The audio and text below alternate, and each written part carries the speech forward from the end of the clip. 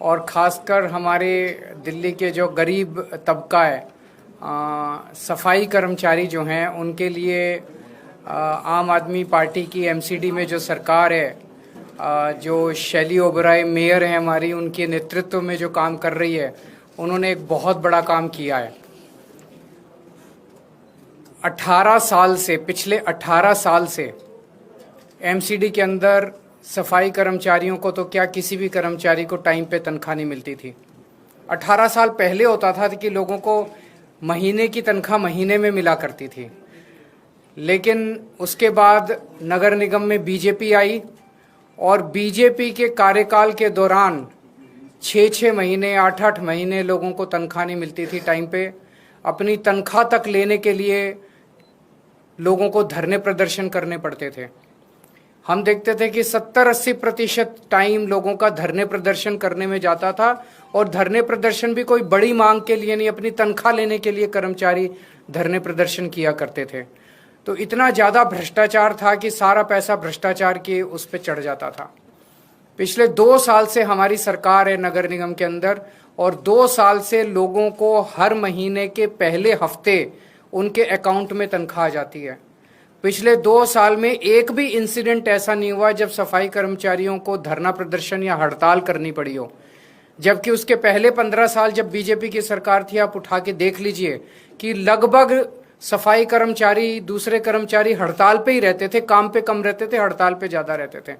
लेकिन पिछले 2 साल में हड़ताल नहीं करनी पड़ी अपनी तनख्वाह लेने के लिए। हर महीने के पहले हफ्ते उनकी तनख्वाह आ जाती है। आज जो मैं आपको बड़ी खबर देने जा रहा हूँ वो ये है कि अभी 31 अक्टूबर हुआ नहीं है, ये महीना पूरा हुआ नहीं है। 1 नवंबर के बाद तनख्वाह मिलनी थी।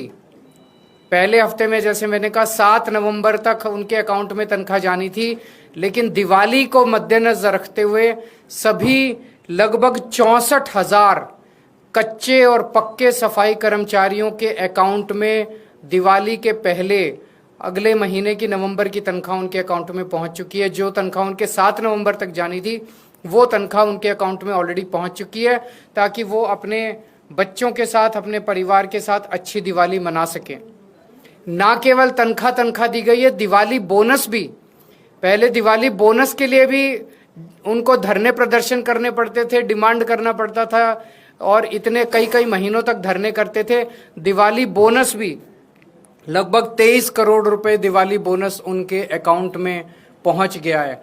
और मैं उम्मीद करता हूं कि इस बार वो दिवाली बहुत धूमधाम के साथ अपने परिवार के साथ मनाएंगे, और ये उन दिल्ली के लोगों का नतीजा है कि उन्होंने एक ईमानदार सरकार को नगर निगम में मौका दिया। जैसे दिल्ली में पहले मौका दिया था, इतने काम हुए दिल्ली में, ऐसे अब नगर निगम के अंदर भी बहुत काम हो रहे हैं। तो मैं दिल्ली के सभी सफाई कर्मचारियों को खास तौर से ये बधाई देना चाहता हूं कि उनकी दिवाली इस बार बहुत अच्छी मनेगी। पहली बार हुआ ऐसा कि 7 तारीख ये जो दिवाली के पहले तनख्वाह दी गई है, ये पहली बार हुआ है। एमसीडी के इतिहास में पहली बार हुआ है कि दिवाली के पहले उनको तनख्वाह दी गई।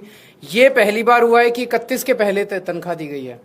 18 साल पहले ये तो होता था कि महीने की तनख्वाह महीने में मिलती थी, लेकिन ये आज तक कभी नहीं हुआ कि मंथ एंड के पहले तनख्वाह उनके अकाउंट में पहुंच गई हो।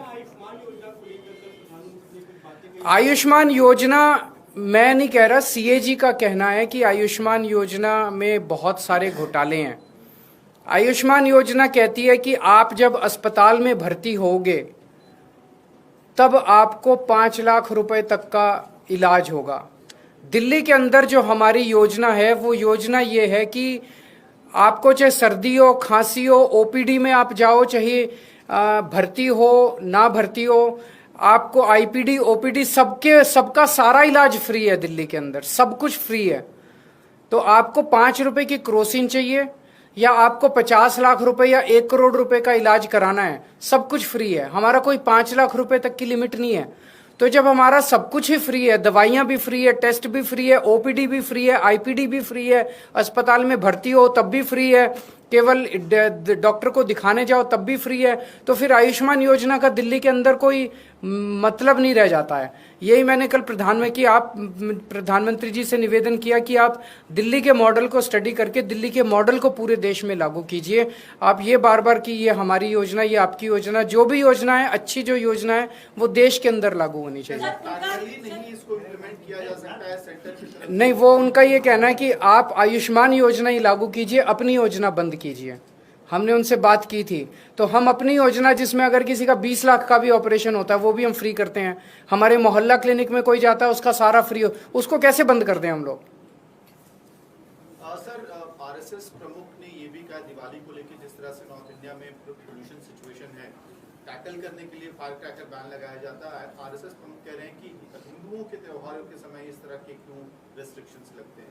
तो ये तो सभी सुप्रीम कोर्ट का भी कहना है, हाई कोर्ट का भी कहना है, सभी कोर्ट्स का कहना है कि प्रदूषण के मद्देनज़र जो है हमें पटाखे नहीं, हमें दिए जलाने चाहिए। ये लाइट्स का त्यौहार है, ये दिए जला के, मोमबत्ती जला के हम अपना त्यौहार मनाएं, ना कि पटाखे जलाएं। पटाखे जलाने से प्रदूषण होता है। प्रदूषण से कोई ऐसा नहीं है कि किसी पे एहसान कर रहे हैं, हम अपने ऊपर ही एहसान कर रहे हैं। जो प्रदूषण होगा वो हम ही उससे भुगतेंगे, हमारे बच्चे ही, छोटे छोटे बच्चे वही उससे भुगतेंगे। तो इसमें कोई हिंदू और मुसलमान और इसका कोई वो नहीं है। सबकी सांसें जरूरी है, सबकी ज़िंदगी जरूरी है। Thank you.